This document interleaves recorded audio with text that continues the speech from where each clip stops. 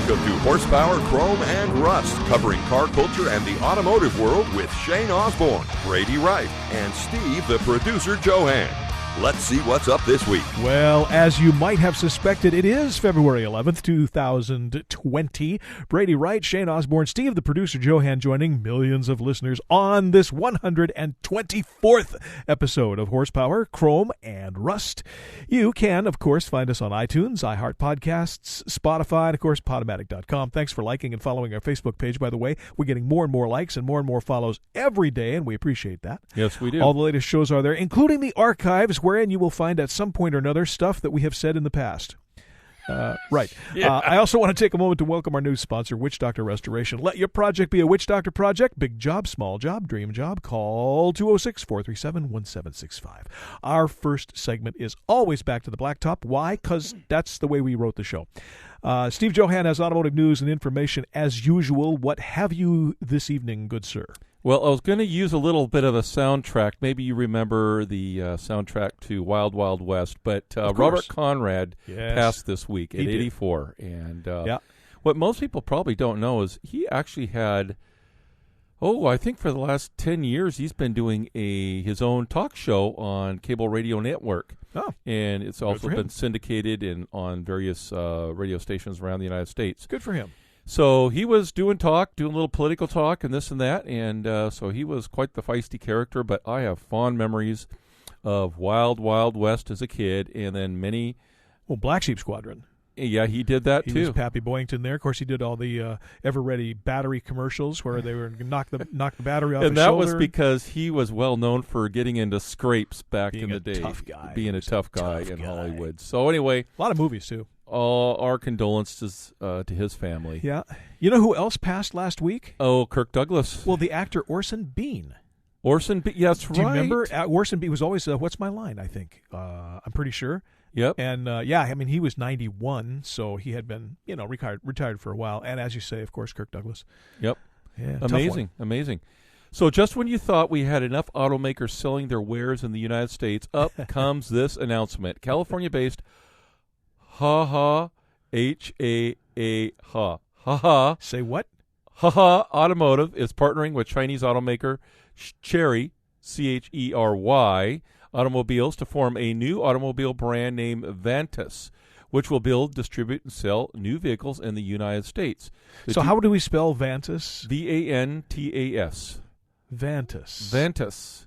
Okay. Like Mantis. All right. Oh, yeah, all right. Okay. The two companies revealed their new premium sport utility vehicle. Of course, it's going to be a sport utility vehicle. Well, you make what sells. Oh, God. One in white and another in purple. And you can see this on some of the boards. They describe it as having based on their brand's Exceed platform. But a quick look at the photos make it appear that it's also a SUV's name. So, anyway, they've been selling their product all over the world, but they're going to introduce put a link to this thing on the show page so you can see it, because the pictures are pretty interesting. Ha-ha. Automotive. I like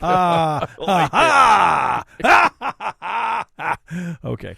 Well, let's move on. Yeah, please. God, now it's going to be the criminal from Gold Member or something. I just bought a new car. What kind? The name's probably meaning there's 4 letters. H-A-A-H means probably something it didn't say in the blast here. So anyway. I'm sure it does. Oh, I'm sure it does somewhere. So UAW is still house cleaning. Former UAW director Vance Pearson pleaded guilty Friday to conspiring with other union officials to embezzle hundreds of thousands of dollars in dues money and to further racketeering activity. He's the 12th person to plead guilty. Ongoing investigation. So, I mean, they're slowly cleaning out the the dregs. Yeah. The dregs. Now, if we can only do that with, never mind. We're not going to the corruption political side. Oh, well. Now, this is a really cool thing. Now, Jaguar is well known for their really, really cool cars, and they just released their 2021 Jaguar F-Type at the center. It was the centerpiece at the Chicago Auto Show this week. Yep, the F-Type. The F-Type. And it's a beautiful car. I'm like, sure. oh man, I'd like to go do. Maybe one of these days we'll do a test ride here with our local Jaguar dealer. makes really good-looking cars. They do. They have over the years had some kind of spotty success with reliability and stuff like that. The fit and finish is always great, but some of them are really cool, and some of them are they got a little issue. Yep.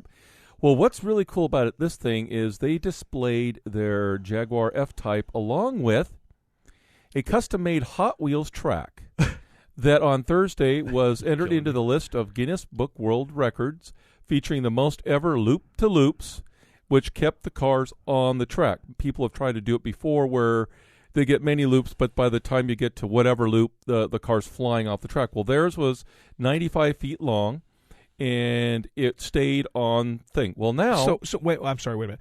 So they brought out this new car. Yes. And at the same event, yes, they debuted this world record-breaking Hot Wheels track? Yes. So my question You're there going would to hear be, why. Well, what are they trying to hide? Well, listen to this. Listen to this. It announced that it has launched a Jaguar and Hot Wheels Ultimate Track Challenge Scholarship. The reward up to $50,000 scholarship donation to the school team that builds the most challenging Hot Wheels track at a Jaguar retailer and sets a new Guinness World Record title in the fastest time. I see. The contest is specifically targeting college programs aimed at automotive engineering, and a student team from Illinois Institute of Technology is already signed up as the first entrant. So this is like hot off the press.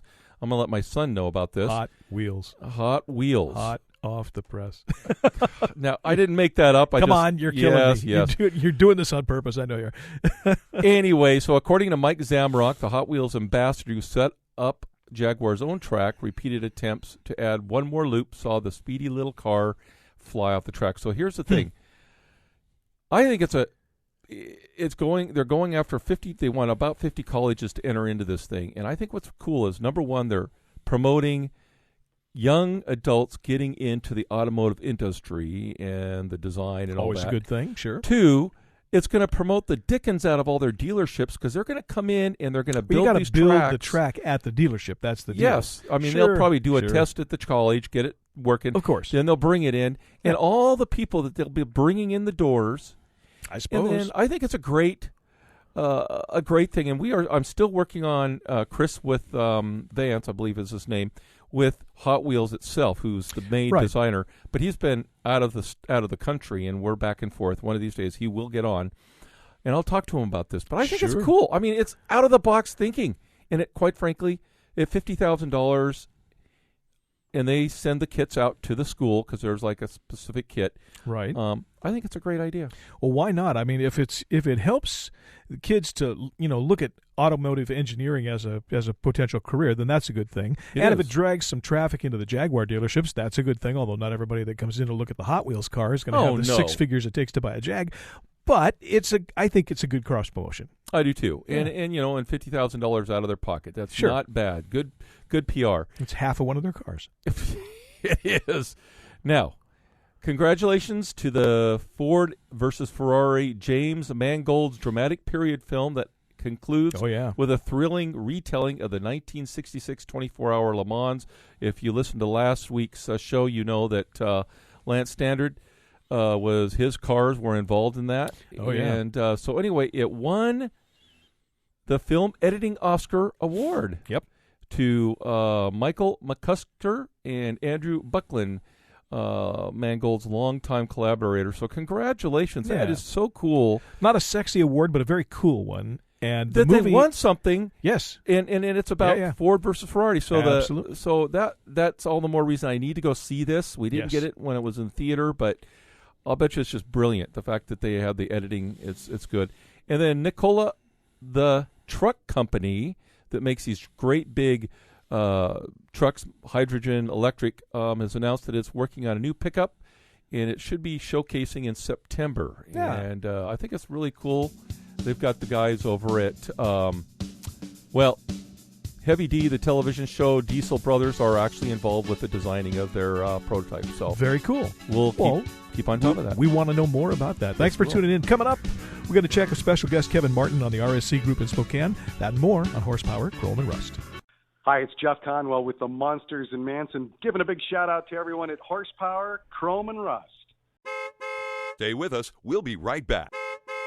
Oh, come on, guys. I got to go home and think of something funny. Well, the best I can do is, hi, this is Jeff from Cruising Northwest. Thank you for listening to Horsepower, Chrome, and Rust. Hey, does that rhyme? My mind's out of gear, and my heart's in overdrive. I've everything to fear. I ain't never been more alive. Welcome back to Horsepower, Chrome, and Rust. In this half of the Windshield View, this week we have Kevin Martin, the driving force behind RSC Rat Rod Build-Off Challenge. There you go. Hi, Kevin. Good evening. Hey, we understand we have caught Kevin in the wilds of scenic Spokane, Washington, where, yes, ladies and gentlemen, there is snow. Still. Mm-hmm. How deep is the snow over there? Couple inches of them now. They're calling for 3 or 4 tonight. Oh, well, that's not bad. That's not bad. Heck, that's not Still even the garage door open. Yeah, he's sleeping with the windows open and everything else. T-shirt weather, we're all good. Yeah, no worries. Yeah, you could be working on the rat rod there in the Jeez. garage. I'm doing it right now. That's so funny.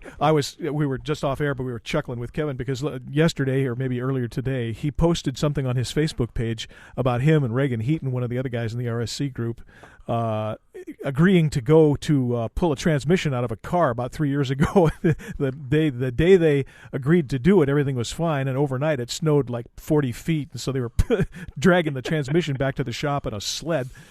Yes. You are known for brutal winters there in the Spokangeles area. Yeah, very much so. Yeah. We're lucky people. Yeah, well, I'm glad you're not too dug in now. So let's talk about the build-off challenge. Back in the day, and I want to go back a little bit and get everybody up to speed on what this thing started back in the day, a year or so ago, maybe 2 now. You're going to have to correct me. You and some of the guys from the RSC group were sitting around yakking about what if we did this, and give us kind of the thumbnail version of how this whole thing got started. You bet. Actually, it started with myself and Sean Barter out of Oregon. Right. I made a comment to his wife. He is such a great engineer type, fabricating builder, and I could. There's certain things about rusty, nasty, super simple cars I think that probably drive him nuts. And so I told his wife. I made the comment that there is no way he could build one of these, untraditional, unconventional, just an old school, not thought out, not plan on a computer type thing. All his stuff is and shiny. yeah, and he got word of that from his wife. And I had a phone call. He kind of jumped me up one side and down the other, and so that's where the challenge started. And we kind of bantered each other on our group text, on our Facebook page, and all the other guys jumped in, and so we kind of made a build-off between the 9 of us. And other people saw this, and it just took on a life of its own, and we've got 50 entries at this point. 50. 50. I'm one of them. That's pretty cool. Yeah, that's right. Shane's going to take part. He's going to play. Now I'm looking at the Facebook page, which, by the way, if you guys want to go check the page, it's RSC Rat Rod Build Off Challenge, and right now there's 350 people interested or going to this thing, and a lot of them are people that we know from some of the other clubs, but 350 interested or going.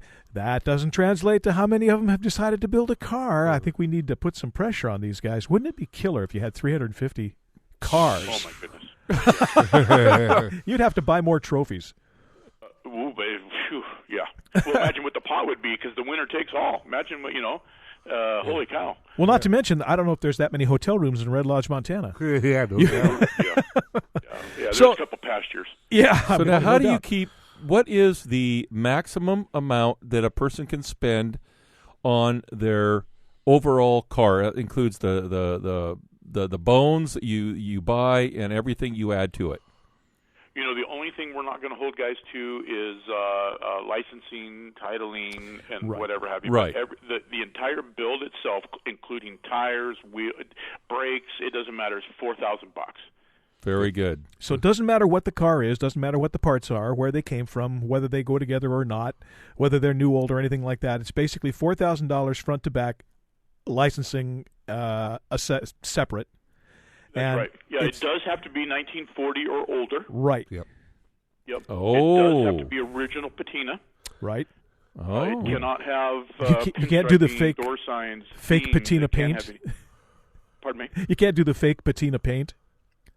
That's yes. We're allowing a rust if you spray it down and let it naturally do its thing. Yeah. But paint or fake patina painted or whatever, yes, absolutely not. All right. So now I'm looking at the details section of the Facebook Where do you page. find enough of these cars of that age?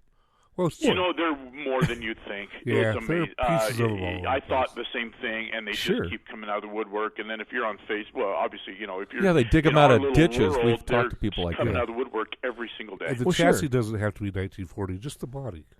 The what now? Just the the body. chassis You're doesn't correct. have to be- Just the body. Yeah, you could put it on a. So I have a Okay, more modern there chassis. are some things even along Yes. I-5 corridors. Of You're course. heading south. I've seen Of course. parked on the side of the The road. bodies are easy to find. So you said 46 and No, older. 41. 41 and older. 40. Okay. Pre-war. 40 and Pre, older. so 40, it's pre-41 basically. Okay. 41. Yeah. And so here's what it says. It's pre-war, $4,000, 1,000-mile rat rod build-off challenge. Any vehicle body built before January 1st, 41, which means 1940 or older. It can be modified in any way, except and including fake patina paint, door signs added, door numbers added, pinstriping and stuff like that. Nope, none of that. If you found your rig with door signs that were added years ago, that's okay, but you can't put any new ones on, right? Right. And What's let's a door sign? like Bob's Shows Towing or garage something. or- Yeah. Stuff like that. Oh, yes. If it already Pepsi, had that on there, Pepsi, then that's whatever. fine. Yeah. Right. But you can't paint it on, even if you paint it on and make it look fake old. You can't do that. And and some of the guys in the RSC group are good enough to do that, Right. but we'd know. Yes.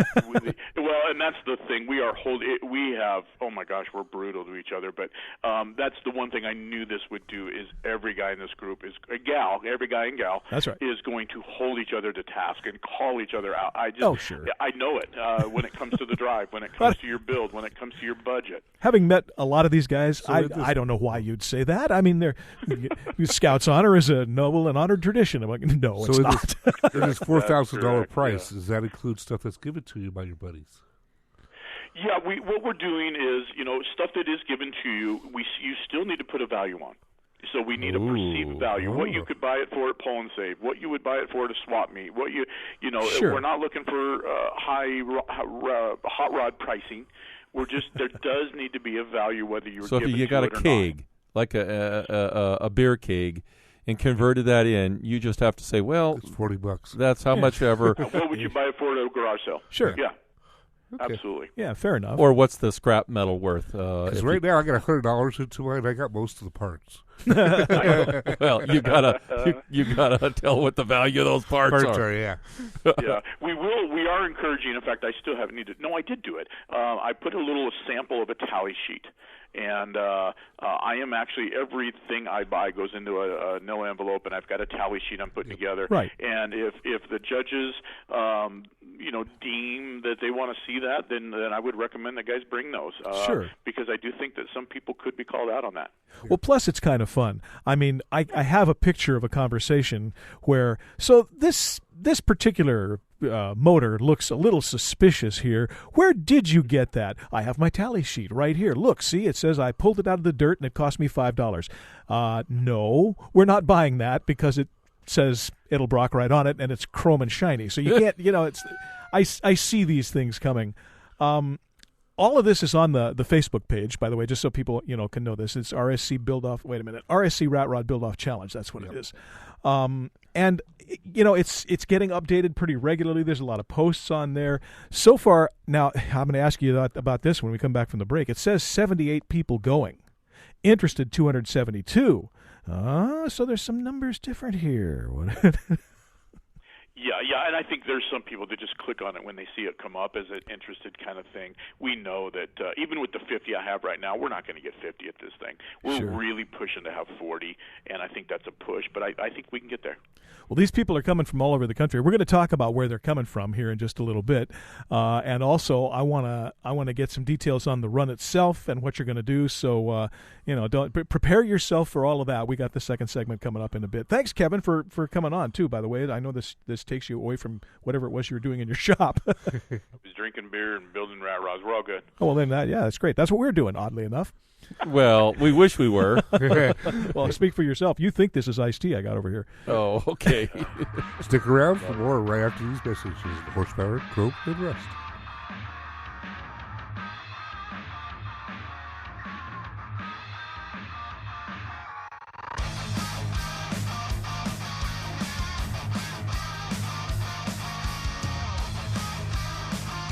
This is Jerry Heasley, and you're listening to Horsepower, Chrome, and Rust, the greatest show I've been on in at least the last year.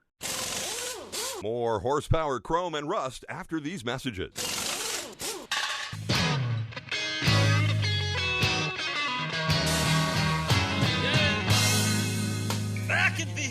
Back to the second half of the Windshield View, and Kevin Martin is with us on Horsepower, Chrome, and Rust. Kevin, welcome back. Hello, thank you. Kevin is busily engaged in doing something really important in his shop in Spokane in the snow. He's drinking beer and do you got a heater of some sort, like a potbelly stove or something in your? Stove? I've got 3 full-blown gas heaters, so it's the guys come into my shop and start tearing clothes. We can build them in T-shirts and shorts if we want. I keep it warm. It's not a picture I really wanted to take it with me. But yes. Yeah. So I didn't say we do. That's let great. me ask you about the run itself. Once you get these things done, this is actually going to be in 2021. Am I correct? Yes, July of 2021. July of 2021, and the town of Red Lodge, Montana, features prominently. But that's just the end result. Tell me how this thing is going to work. Where's everybody going to meet? Where are you going to go? Well, obviously, we're all coming from different parts of the country, and I can speak mostly for the route that we've put together and some of the others that I'm hearing. But we'll be leaving the Spokane area, traveling down. I believe we're going to end up in Salt Lake City the first night. Way out of our way, but we need to get our 1,000 miles in. Right.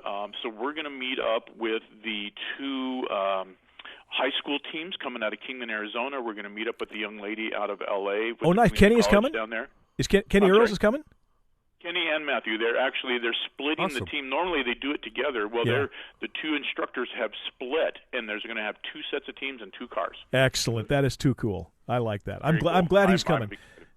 Yeah, very much so. And we're gonna meet them down there. And that was our idea, is to meet up with them, meet up with the folks out of Utah, meet up with the folks out of L.A., Arizona, and cruise in the second day with them. Cool. Super. So then from Salt Lake, then where do you go? We'll come up the back way through Montana, and kind of work our way. I think you're just skirting the north side of Yellowstone. In fact, I think you end up in Yellowstone, if I'm not mistaken. You go right past it, yeah. Yeah, right past it, exactly. And then kind of coming in from the south into Red Lodge.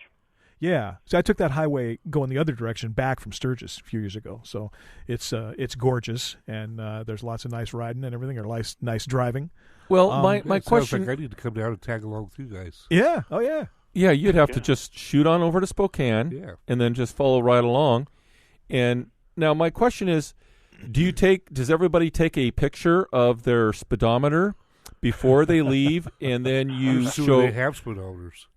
Yeah, Well, you do have not to. a one of us has speedometers. We don't have any stinking we all use speedometers. apps on our phones for our speeds and our odometers. But it's we're trying to keep some tally. We're using the honor system. We're not going to be this real stringent thing, but we're going to know. And I guess if a guy wants to cheat the system and he gets away with it, then hey, whatever.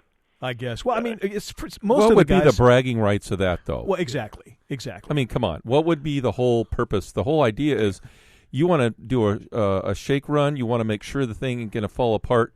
And if it does, you're going to still out there working on it when you're on the road, right? Very much.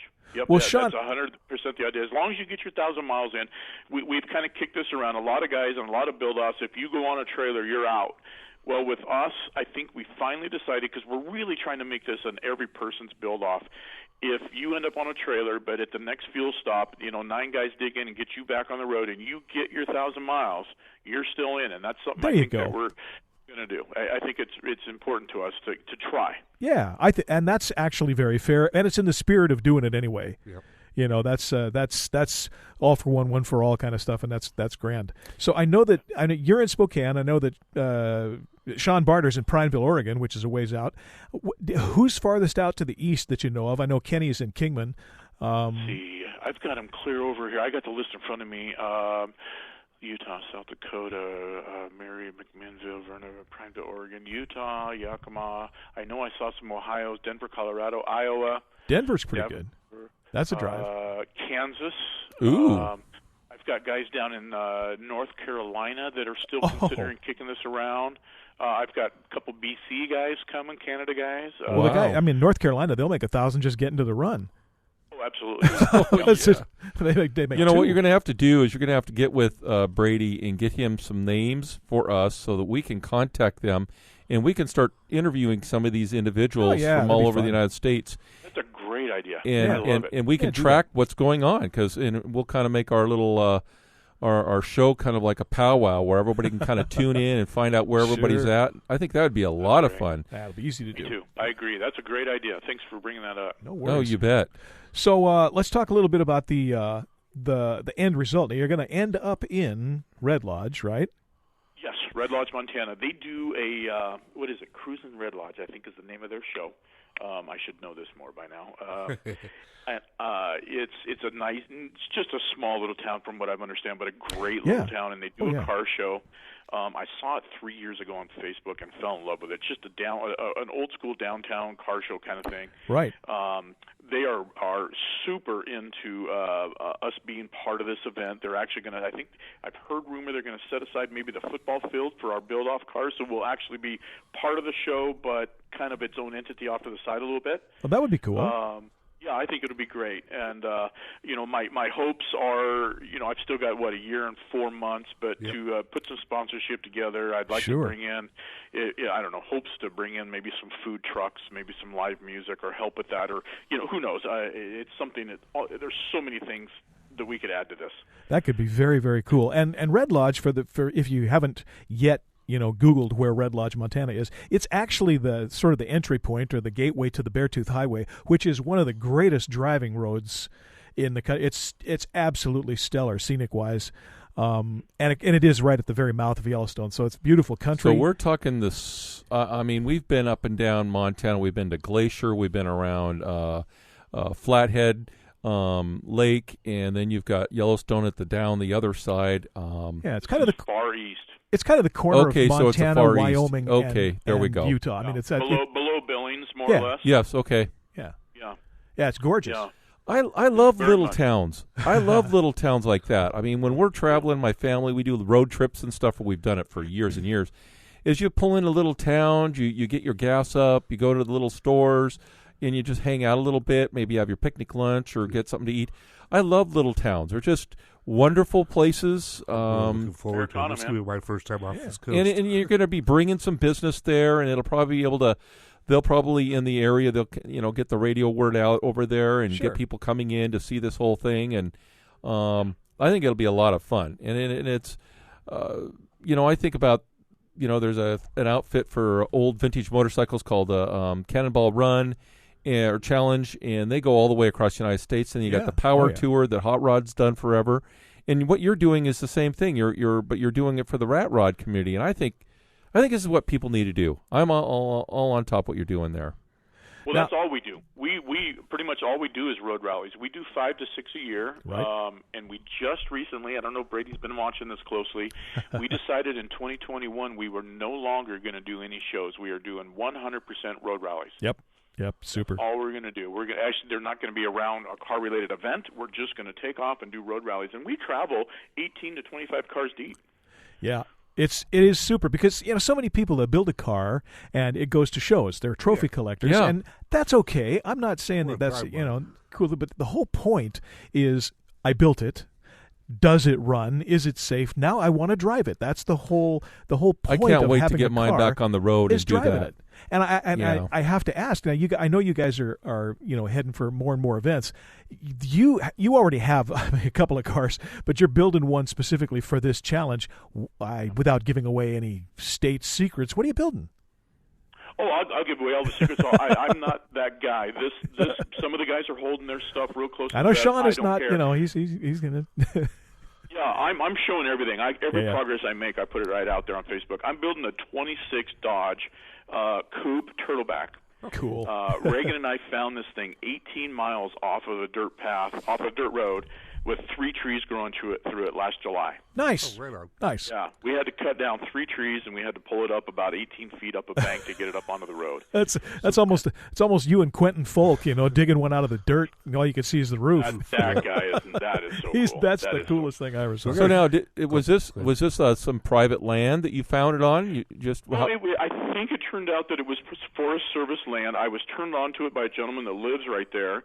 It's been logged all around. I mean, just sure. How it wasn't crushed, I don't know.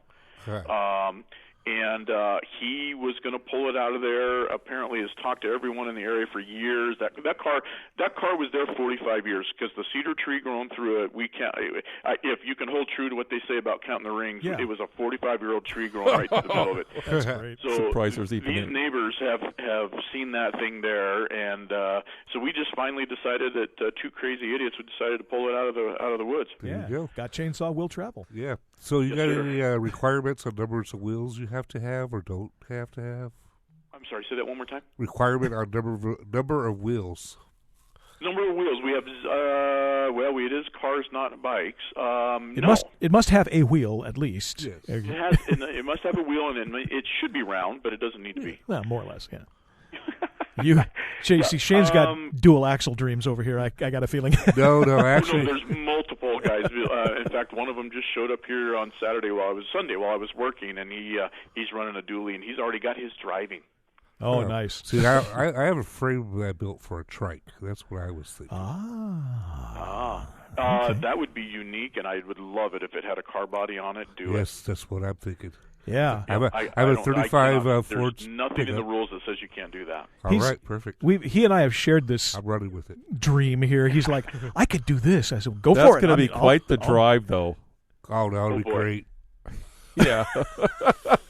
It's July. You're going to be okay. It's like being on a chopper. Well, my trike's has a 12.5-foot wheelbase. Right. So, oh my gosh. From axle to Hey, axle. can I bring up something that Kenny Earls just brought up recently? Absolutely. So they're obviously, they're coming, and something happened recently at an event with some of his kids down there, and they were not, I don't know if shunned is the right word, but they have put together a youth class coming to this event. Oh, very nice. Yeah, it is super cool, and you need to have him on. It is. You'll have to get. He's built a couple Facebook pages for it. They're actually going to do some races. Gosh, I should have read up on this before. It just well, no big deal. We talk to Kenny fairly often. In fact, I talked to him just after he got back from SEMA with the kids, and we had him on. Pretty good response from that. But yeah, we'll rattle his chain again and see what he's doing over there. We're really into this, and we're really trying to support it. It's a super cool. It's a. Oh, no, I don't think we have a youngest age, but I think it's no older than 20, and gosh, I'm probably screwing that up. They can build anything they want. If we do make a mistake when we talk to him, Pardon me? Oh, I say if we do make a mistake on that when we talk to him, I'll blame it on you. Yeah, well, and I'm sure he'll correct me quickly. It's just a cool little thing that's another add to this program, and they're going to get to cruise with us, which is just fantastic. That's super. You saw the car that they took to SEMA, right? The one with the dual controls.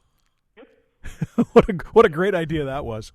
It's like the 1 year I haven't gone to SEMA. The driver's instruction car from.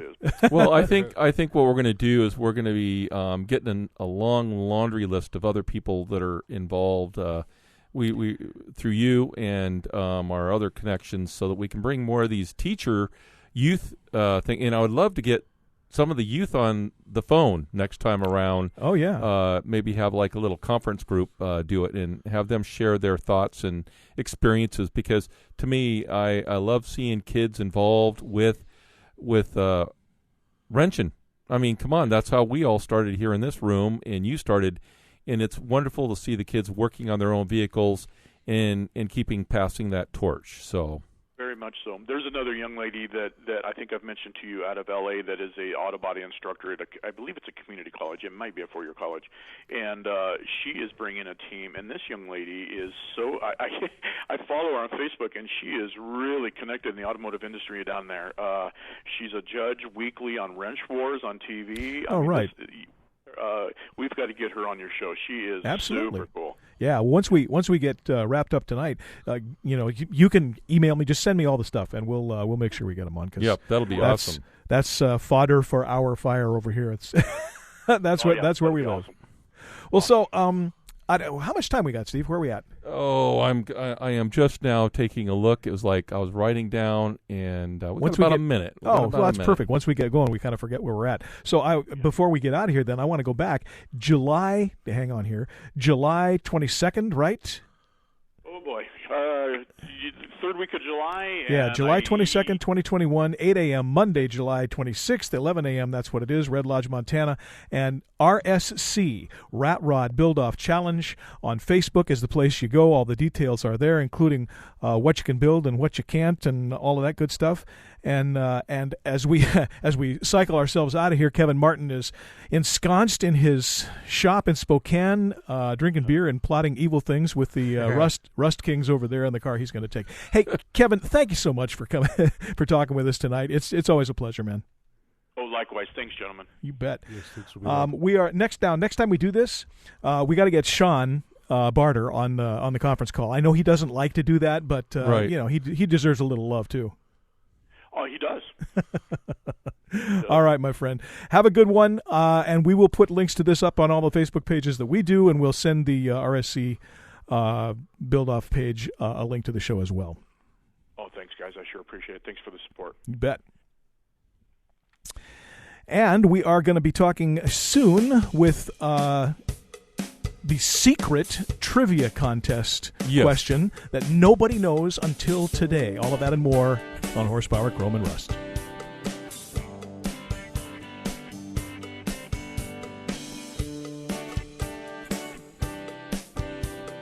Hi, this is Adam Kramer from Avance.com. You're listening to Horsepower, Chrome, and Rust.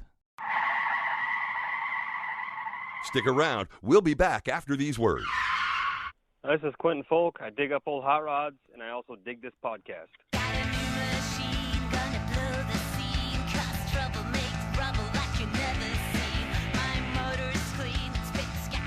It's time for Cars Confidential, and we're back with a story from Lance Lambert this week. Brady, what is up? Well, we do have a story from Lance Lambert's book, Fenders, Fins, and Friends, Confessions of a Car Guy. And by the way, this whole segment... He's also a radio guy. He is a radio guy and a car guy and a radio collection guy and a garage guy and a columnist and a storyteller and a he's a wonderful human being. Yes. And he occasionally he even listens to this show. It's very nice. By the way, this segment, this whole Cars Confidential segment with the story and everything like that is up for sponsorship. If you think that it would be a wonderful opportunity to showcase your business, please get with us on Facebook or send us an email at contact@horsepowerchromeandrust.com, and we'll tell you what it takes to be a sponsor here. It'd be very, very cool. You could sponsor the story every week, brought to you by you. This particular week, we are doing a story called Karma Triumph. And while it could be a stripper name, it's not. Oh, I was thinking of Bad Karma. Well, it could be that too, but I mean, Karma Triumph. Come on, that's a stripper name. No matter how you cut it, it is. So here's how the story goes: the sun was out, the road was straight, and my 1960 Triumph Bonneville motorcycle was running perfectly. That's the story. That's the starting line of so many Triumph motorcycle stories. Because right after that is, and then I was going up a long stretch in Tacoma that provides the transition from the once bustling downtown area to the beginning of T-Town's residential neighborhood. And the speed limit was 25 miles an hour, and on that road, on that day, while riding that motorcycle, I turned into what can best be described as an overzealous, law-abiding citizen, but only after I'd first broken the law. I see. A scofflaw he was. I was accelerating up the hill when I glanced, mind you, down at my speedometer and realized that I was traveling more than 80 miles an hour. Oh, yes. Let's review. The speed limit was 25. Lance was doing more than 80. Yes. Common sense, up to this point being totally absent, returned, and upon cresting the hill, I decided it would be prudent to slow down. This was a good decision, considering that, much to my surprise, parked several blocks ahead was a radar-equipped police car. At that time, the Tacoma Police Force was utilizing a large radar apparatus that was mounted on the exterior of the driver's side of the car. This was old school, and was quite visible to passing or approaching motorists. There was no getting around the situation that I had sped into. I was a marked man. I'm sure that what happened next provided this officer with a topic of conversation at his next coffee break. I downshifted the Bonneville, applied the brakes, and upon approaching the officer's vehicle, pulled directly in front of his car. I parked the Triumph, walked up to the officer's window. He was not worried or apprehensive. He was amazed. Not only was he not going to have to chase this small-town Evel Knievel, he wasn't even going to have to get out of his car. I had never seen anyone do this before, he said. I've never heard of anyone doing this before. I'll likely never see anyone do this again. He was dumbfounded that a speeding motorcyclist would not only hit the brakes upon spotting him, but would actually pull over, stop, and turn himself in. Well, Lance was, a card-carrying good guy, even though he was a rabble-rouser. But, they'll get you eventually. Why would I make absolutely sure that I was going to get a ticket? Well, you won't find anyone who respects police officers more than I do. And day after day, they have to deal with life's tragedies and angry and unappreciative citizens, people who don't like them, and people who are scared of them. There was no question as to what his purpose was for being parked there, and as a result, a speeding ticket was going to be issued. It was his job to provide me with an experience that hopefully would work in the future to cause me not to travel at more than 3 times the limit. By pulling myself over, I showed him respect, and perhaps more importantly, showed him that there were a few citizens, even ones on motorcycles, who would like to see a police officer's day go just a little bit easier. I was putting out a little good karma, which it turned out came back to me immediately. He took my license, checked to make sure that there were no outstanding felony warrants. Hey, I watch cops. I know what's going on. And then, here's the good karma part, he wrote a speeding ticket for 10 miles over the speed limit. It stated 35 and a 25, not the actual 80 that I'd been traveling at when cresting the hill and into the sights of his radar detector. Now, this was several years ago, and the radar equipment didn't permanently record my actual speed. It just let the officer know how fast I was going when the system caught me in its beam. For him, there would be no "Lucy, you got some splaining to do" back at the station. And yes, I know he was, in some people's opinions, breaking the law by giving this citizen a break. However, his gesture likely expressed his appreciation to me for showing him some respect. Try it sometime. Not the speeding, just the effort to make some local officers' day a little easier. Well, Lance has a good point. It's always probably smarter if you know you're caught to just hang it up, because they're going to get you eventually. Mm-hmm. There's a new show out. It's been out for some years now, but it's called Live PD. And they talk a lot about traffic stops. It's one of the staples of what happens when the cops are on the beat. And the motorcyclists are a lot more likely than car drivers to try to get away. Rabbit. And it's actually a little easier. They don't catch them all because obviously motorcyclists can, go places where cars cannot. Mm-hmm. The problem these days is that if a motorcyclist heads off into the distance at a high rate of speed, the cops almost immediately call for air support. And so once there's a helicopter up there tracking you with a FLIR system and it's infrared, it really kind of doesn't matter where you go. Mm-hmm. They don't have to follow you. They could just have the helicopter watch where you go, and they just show up later on and go, "Hi, we got you."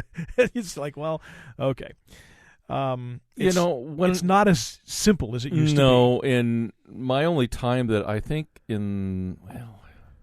the history of getting pulled over as an adult, of not getting a ticket, was one time when I was on a motorcycle, and I was in a place called Briar, which is just over the hill from where we're at here in Linwood.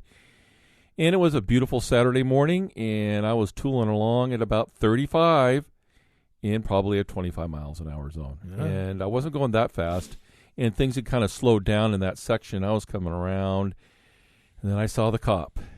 And I kind of looked down and went, "Oh!" I pulled over, and he pulls over, and I didn't have a helmet. That was back when you didn't have to have helmets. There was a period of time in our state where helmets weren't required. And I normally wear a helmet, but it was a sunny morning, and I didn't. And he started chatting. He got my license, and he He said, now, look at this. And he pulls up his sleeve and goes, see that scar? That was done on a motorcycle. Now, I'd recommend maybe you wearing a helmet, even though you don't have to. And it is a beautiful day. You did notice that you were going over the speed limit, because I told him, look, I had no idea that was over the speed limit. It was just beautiful. No one out here. And he goes, I understand. I ride a bike myself, because he was in a bike. And he said, just have a good day and keep it slow. And I did. That's the only time I've ever been warned. Everything else, I've gotten tickets. And well, everybody gets one. Yes. It's always fair to get one. But, yeah, I hate tickets. It's been a while. They're expensive anymore. Oh, God, they're expensive. And it's not that. It's your insurance rates. Well, there's that, too. Sure. It's always more fun afterwards. It is. Now, I came across this, since we've got a couple minutes here. Well, before you do that, I want to say thanks to Lance for his great book. His books are available on Amazon, or you can get them through the Vintage Vehicle Show website. Your bookshelf would not be complete without them, and next week we'll probably do another from Fenders, Fins, and Friends. I came across a Hemmings car, but it said it was going on auction on the 11th, so this is probably too late. But it got me to thinking. It's a all-original 1971 Datsun 240Z with a little bit of damage on the rear panel, and you're looking at the picture. I'm like, that's not much. $60,000 miles on the odometer. Original transmission engine. It runs everything. Price is $941. $941. Yes. Huh. That's not bad. Is it all there? Yes, and in great shape. Interesting. But 60,000 miles isn't much. Well, and it says it's a salvage title. Oh, well, that's why. It's been crashed. Yes. Okay. Well, in that year, they probably, insurance says, we're not paying to have that thing fixed. Well, of course. And the owner probably said, oh, okay, I'll get rid of it. Yeah. Well, it's salvage titles are a mixed bag. I had to do that with my Cadillac. That's why I'm now driving a Mazda. Right. Hey, the weekly trivia question is next. We got to peek at next week's show. Put it in park. Stick around. We are not going anywhere.